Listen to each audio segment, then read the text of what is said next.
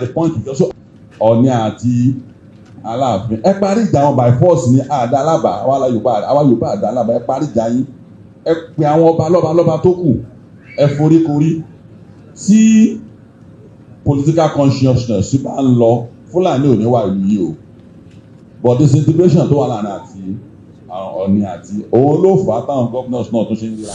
tó ń ṣẹlẹ̀ ní Kwara lẹ́yìn gómìnà Kwara náà báyìí.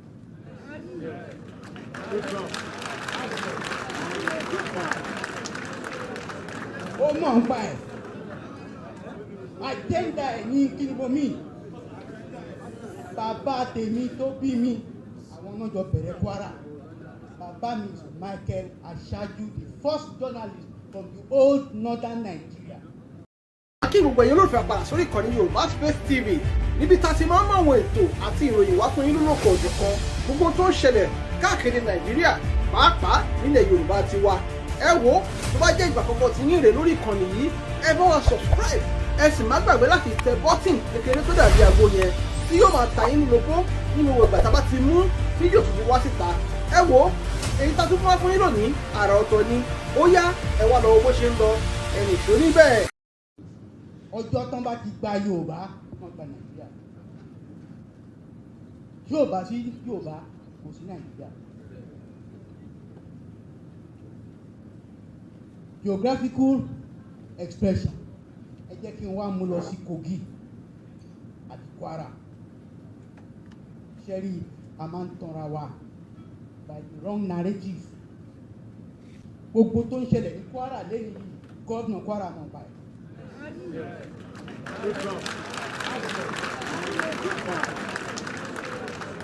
ó mọ̀ ń pa ẹ̀ àjẹ́ńdà ẹ̀ ní kínibomi bàbá tèmi tó bí mi àwọn náà jọ bẹ̀rẹ̀ Kwara bàbá mi Michael Aṣáájú the first journalist from the old northern Nigeria.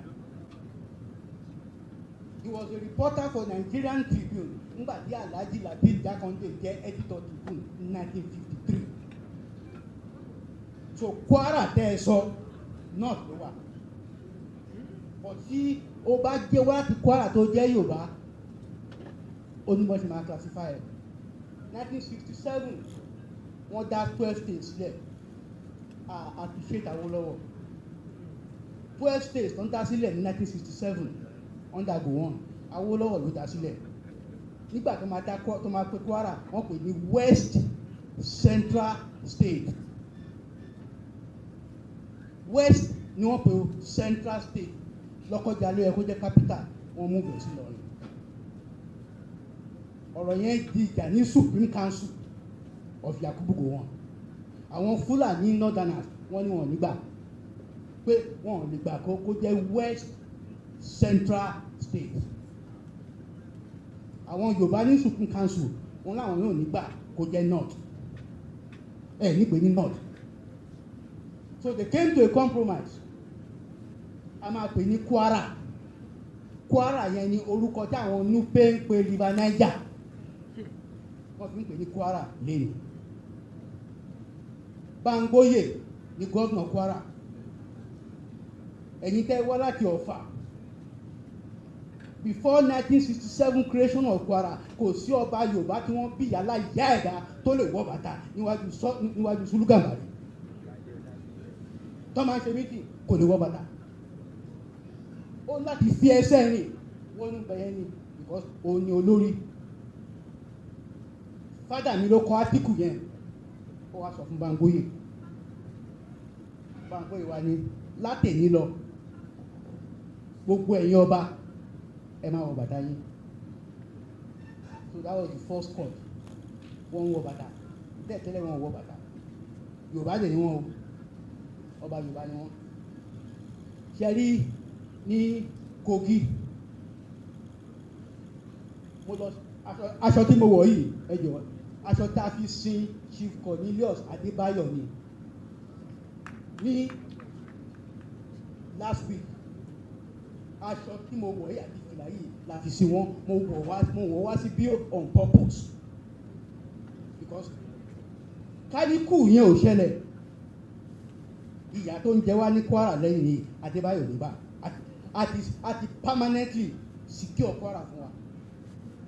But the coup of December 31st by Buhari brought back the Fulani dominance in the military. Nígbà yẹn, ṣẹ́rí mo dé government house last Saturday. In 1967 tó ń pín Kwara kò sí Ahmadu Bello mọ́, kò sí Northern Nigeria mọ́. Mo dé government house ní Saturday, mo kọjá ń bẹ̀. Abdulrahman kílókò bàbá ẹ̀ Abdulrasaq ó ti change the government house Ìlọrin sí Ahmadu Bello house.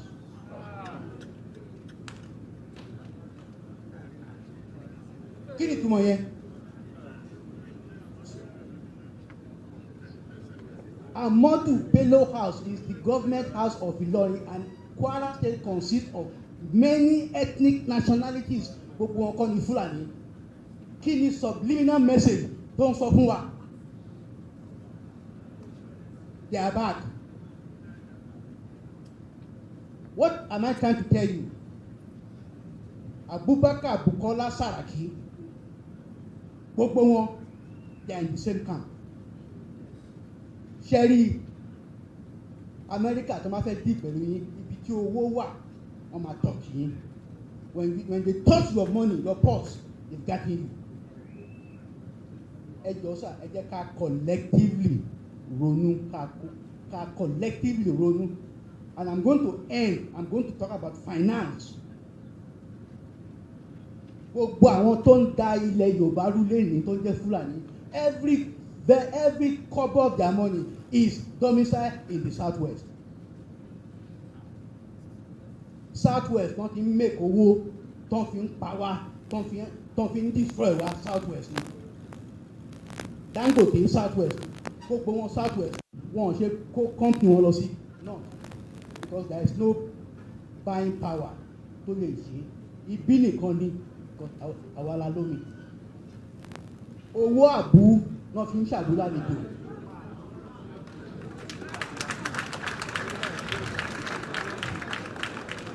Ten thousand cows ni wọ́n ń pa ní southwest every day. 10,000 cows, and that is a conservative estimate, very, very conservative. Kí ni mo mean by that? Ilẹ̀ tẹ́ ń pa wá fún màálù yín tí ẹ̀ kì í jẹ, ìbílẹ̀ ń kó wọn wá ká jẹ. Ǹjẹ́ ẹmẹyẹ Yorùbá tó ń kú of colon cancer torí pé à ń jẹ màálù? Ǹjẹ́ ẹmẹyẹ Yorùbá tó ń kú of every Saturday tá à ń ṣe party tá à ń gbá àwọn èèyàn sí tá à dẹ̀ ń pa màálù tá à dẹ̀ ń jẹ màálù? Ẹ jọ̀ọ́ mo fẹ́ bẹ̀ yín lórúkọ Olódùmarè ẹ̀yin Yorùbá, ẹ má jẹ́ ká jẹ màálù mọ́. Ẹ jẹ́ ká kọ́kọ́ bẹ̀rẹ̀ báyìí bọ́ tó ti pé èmi ò ní jẹ màálù. Mi ò ní jẹ màálù, màá jẹ ewúrẹ́, màá jẹ nǹkan mi. I will not support your business that is targeted at exterminating me with my own money.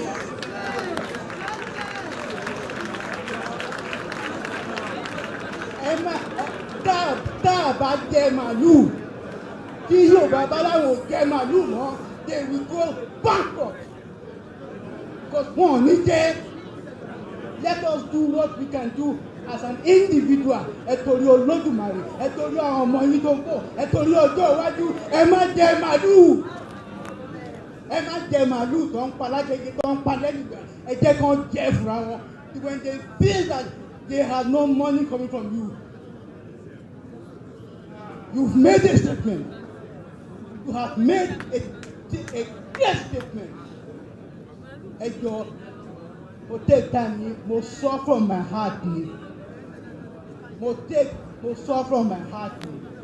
Ẹ jọ̀ọ́, ẹ jẹ́ ká support àwọn brothers wa ní Kogi, ní Kwara, because border wa nìyẹn. Ìlú mi sí Omuwo is 20-something kilometers. ìlú mọ́dà mi ìyàmóye àti òmùwò láì kan lásán ló yà wọ́n. Tọ́n bá ti wọ̀ wá, wọ́n ti wọ̀ wá ńbẹ̀ yẹn, wọ́n ti wọ̀ yín. Ẹ má jẹ́ ká separate ara wa. Àǹsàrà òkè àǹsàrà àṣàlẹ̀ ìkànnì wa, ẹ má jẹ́ ká separate ara wa. Òyìnbó ló separate wa fún àwọn Fúlàní kí population wọn lè wà enlarged because they were foreseeing that they needed that to control Nigeria. Mi ń ṣara òkè, mi ń ṣara Hausa o. Yorùbá paraku ni mí, kò sí yàtọ̀ láàrin èmi àti ẹ̀. Bàbá kan ìyá kan ló bí wa. Tẹ́ ẹ bá dáadáa wà, ó ń bọ̀. Wọ́n ti wọlé ní Ṣàgámù, wọ́n ti wọlé ní ọ̀nà Badagry, wọ́n ti wọ everything. Wọ́n ń bọ̀ o. Mo dúpẹ́ lọ́wọ́ yín. I thank you very much for inviting. The Yoruba Assembly, a coalition of over 22 socio-political and cultural groups across Yoruba land, including representatives from Kogi and the Shekiri Nation, has called for urgent action to address rising insecurity, political instability, and threat to regional autonomy. The call came during a press conference in Lagos themed Democracy and the Future of the People. Chairman of the Assembly and former House of Representatives member Honorable Wale Osun praised recent federal economic reforms such as the removal of fuel subsidies and unification of the foreign exchange system. He said the policies have dismantled long-standing monopolies and boosted state revenues. Osun urged Yoruba governors to invest these resources in agriculture, local infrastructure, and youth empowerment. He also advocated constitutional amendments to enable state policing and called on traditional rulers to maintain unity and dignity, warning against internal rivalries that weaken regional leadership. We as a people, as ordinary citizens, as Yoruba people, we must demand of those who govern us, particularly our chairmen at local government levels, our governors at the state levels, to help us translate some of these economic policies of the federal government, to help us turn it to our advantage at the lower level. This is the essence of all the grammar I've been talking since. It is not to condemn anybody, but to say that the potential to grow our economy, the potential to create more production in agric, the potential to create more employment is large, but we all have a role to play. We all have a role to encourage our governors, our local government chairmen to play, and we also have our own roles to play. Comrade Razak Olukoba, while delivering his address, warned of a growing encirclement of the Yoruba race despite the presidency of Bola Ahmed Tinubu. He claimed the administration faces coordinated opposition and that internal disunity, particularly among traditional institutions like the Ooni and Alaafin, leaves the region vulnerable. Olukoba criticized the effectiveness of the Amotekun Corps, alleging political interference in recruitment, and warned of large-scale arms stockpiling by non-indigenous groups in Lagos. He called on state governors to empower capable youths to defend their communities within the law. Sleeping cell. There are so many sleeping cells of terrorists in Lagos State. If you like, you should listen. The government has a responsibility and they have their blame. We the people have our responsibility and we have our blame. What is the blame of the people? Everybody that came from suburbs in Oyo, Akure, Gogo, Sawaseko, all of you are living in Lagos. You are going to use your land. Stage we are now is let's begin to organize. It's not a joke. There's a particular enemy group. What the armor they have in Lagos is like equal to what the military have. Some ethnic group in Lagos. When they want to start Amotekun employment, turn into political employment. Give PRO or party 3 slots. Give and say partial insecurity. No organization was consulted. In the world of Yoruba and today, these boys are trying their best. But there should be collaboration between the people organization and the government, if you want to secure your land, at the point you also Ọọ̀ni àti Aláàfin ẹ parí ìjà wọn by force ní àdálábà àwa Yorùbá àdálábà ẹ parí ìjà yín ẹ pè àwọn ọba lọ́ba tó kù ẹ foríkorí tí political consciousness bá ń lọ Fúlàní ò ní wà ìlú yìí o but disintegration tó wà láàrin àti Ọọ̀ni àti òun ló fà á táwọn governors náà tó ṣe ń ríra wọn fín òun ló fà á tó ṣe pé ní ìlú kọ̀ọ̀kan kíní kan Ọ̀yọ́ ìgbómìnà kíní kan ẹ̀ ṣèpàdé ní Èkó ẹ̀ ṣèpàdé lé mọ́. While other key speakers echoed similar concerns, Comrade Adewale Adeyeye described the situation in Yoruba, Kogi and Ishekiri territories as a siege, citing rising incidents of killings and kidnappings. I speak with regret that 4 traditional rulers have been killed in Yoruba land. Apart from our leader here, I cannot recall any traditional ruler making a statement to even condemn that killing. Not to talk about visiting those areas to show solidarity. When 14 people were killed in those states who are from northern extraction, you could see how their leaders took it up. The governors, the senators, about 15 people were killed in Okeode. We have their pictures here. They were all of them our people. No single visit from traditional rulers, no single condemnation from any governor of the southwest, no visit from any member of the National Assembly except from our leader here. We cannot continue to watch this happen. The people must see their destiny in their own hands. Just this morning, I heard that the DSS telling us that ISIS, support of terrorist group in the Maghreb, support of terrorist group in Somalia and in Nigeria, are planning to attack Ondo, are planning to attack Kogi, and are planning to attack Ekiti State. We have seen that the government is having the power because of internal saboteurs. So it means that we also need to rise up to defend our own interests. And I can tell you, they are also moving towards the Niger Delta. They are operating on the River Niger, which comes from Guinea and passes through 8 countries down to Niger State and then to Benin. So from there, they can pass through Niger Delta and target the oil companies in that area. So we have a very big challenge in our hands. So we cannot leave everything to the government. Just like the director of DSS said, that communities need to organize themselves and form the first line of resistance. Representative of the Ishekiri people decried political marginalization of his group. Chief Mutilewa from Kogi State highlighted growing fears of abductions and called for a unified security strategy across Yoruba-speaking areas. On behalf of the Iwere Nation, I want to state here that, again, we want to feel fulfilled today that we are here. And we want to believe that from today onward, that assertion that will have been neglected, we want to believe it has been corrected. And I assure you that that we have been doing before now, we will still continue to do.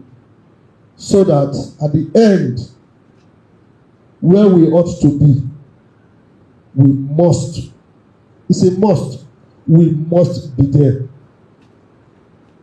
Again, we support every action that we are going to take. Going forward, we will support all of them. Rounding off the session, Mr. Adeniyi Ashaju urged citizens to prioritize support for indigenous businesses and resist economic dominance by what he described as external intruders. When they feel that they have no money coming from you, you've made a statement. You have made a clear statement. Mo take time, mo sọ from my heart ni. Mo sọ from my heart ni. Ẹ jẹ́ ká support àwọn brothers wa ní Kogi, ní Kwara, because border wa nìyẹn. Ìlú mi sí Omo Oko is 20-something kilometers. Ìlú mọ́dà mi Ìyàmóye àti Omo Oko láì kan lásán ló yà wọ́n. Tọ́n bá ti wọ̀ wá, wọ́n ti wọ̀ wá ńbẹ̀ yẹn, wọ́n ti wọ̀ yín. ẹ má jẹ́ ká separate ara wa àǹsàrà òkè àǹsàrà àṣàlẹ̀ ìkànnì wa ẹ má jẹ́ ká separate ara wa òyìnbó ló separate wa fún àwọn Fúlàní kí population wọn lè wà enlarged because they were foreseeing that they needed that to control Nigeria mi ń ṣara òkè mi ń ṣara Hausa o Yorùbá paraku ni mí kò sí yàtọ̀ láàrin èmi àti ẹ̀ bàbá kan ìyá kan ló bí wa tẹ́ ẹ bá dáadáa wa ó ń bọ̀ wọ́n ti wọlé ní Ṣàgámù wọ́n ti wọlé ní ọ̀nà Badagry wọ́n ti wọ everything wọ́n ń bọ̀ o. The assembly concluded by demanding a full restructuring of the 1999 constitution to enable regional autonomy while reaffirming its commitments to the vision of Yoruba icons like Chief Obafemi Awolowo.